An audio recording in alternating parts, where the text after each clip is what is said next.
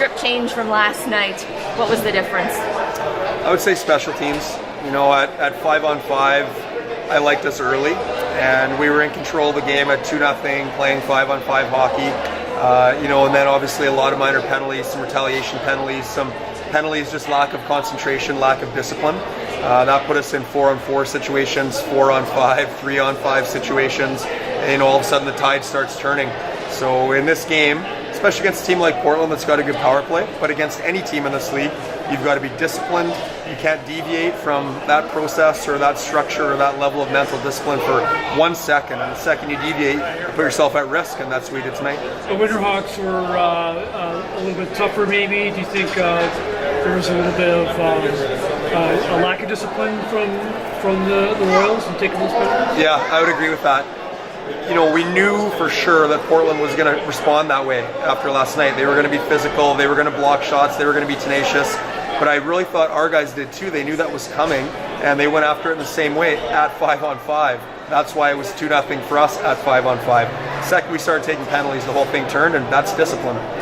For the 4-on-4, the decision for the lineup match when they put out their best line, and you made that decision, what was the thinking there?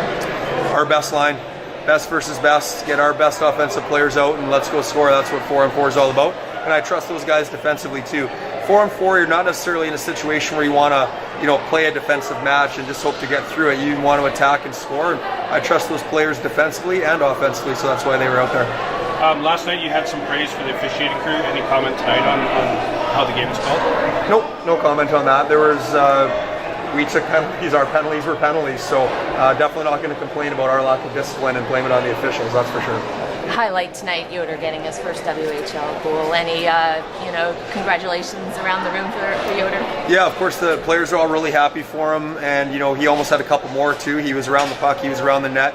He works hard, good to see him rewarded, but, you know, we're disappointed that we couldn't make it a happier night for him as far as celebrating after the game.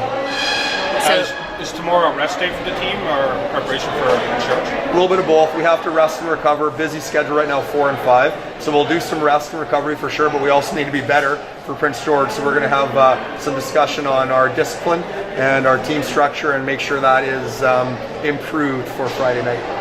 You got some World Junior stuff going on in the neighborhood. I don't know, did they soak any of that up through osmosis? I guess they haven't been able to take anything in yet.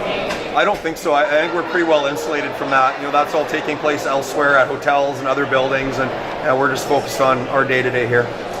Last question. Thanks, guys. Good, thanks. Hey, Scott, assessment of the game, mirror image of last night in reverse. Yeah, you know what, definitely it was a tough game for us. There's no sugarcoating it, but what they got, we gave them on specialty teams. We took some penalties that we shouldn't have. And, that happens, it's a game of hockey, but in this 4 and 5 we just have to move forward, and within 15 minutes of any win or loss you just have to park it and start focusing on the next game. What do you feel was the biggest lesson from tonight specifically about the special teams or how you guys played? Biggest lesson I think is just that, you know, what we can do is as well as we want for even if it's a minute and 59 seconds on the penalty kill, but when a team with that firepower gets a chance, they're going to score. I thought overall our killing was good for the most part tonight, but when you do give them a chance, they're gonna score on it. So even if you kill good for a minute and you give them a chance with 30 seconds in, then sometimes it happens. There's a fine line between taking retaliatory penalties and lack of discipline, but also there's that whole pushback thing. Was it difficult to sort of straddle that line with the referees tonight? No, I think that they called the game pretty normal. I think that we were a bit undisciplined tonight. There is a point of pushing back, but then there's a point of crossing that line. When you cross that line, you risk going to the penalty box unless it's kind of like a playoff game. Then you normally get away with a little bit more. But we knew what we're getting into tonight with the officials. They're always the same. That's one good thing about this league, and it was just our fault that we took some retaliatory penalties. On your goal tonight, some nice hands, a forehand, backhand. Any time to think about that, or is that just all instinct?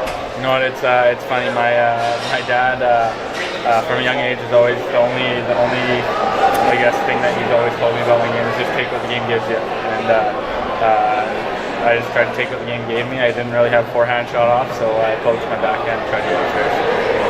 And highlight of the game with Yoder getting his first WHL goal. Comment on how the boys celebrated that for him. Yeah, that was phenomenal. Obviously, it would have been nice to get the win tonight and give him the jacket, but he's a young player that's finding his way through this league. He's very skilled. He's a smart player, and he's worked very hard so far to this season. So it's really nice to see that it's starting to come along for him, and we definitely see him as a big part of this team and this franchise in the future. So it was good to see him get one tonight, and maybe the monkey's off his back, and maybe get one more before Christmas. Last question. Rare that Outhouse gets chased from the net, and I'm not sure if that decision was more of what was happening in front of the net as opposed to Outhouse's play. Comment on that. Definitely, I think it was in front of him. Griff is one of the best leaders in the league, probably. If you ask him, he's gonna take the blame on his shoulders. But in that room, we know it was the guys in front of him.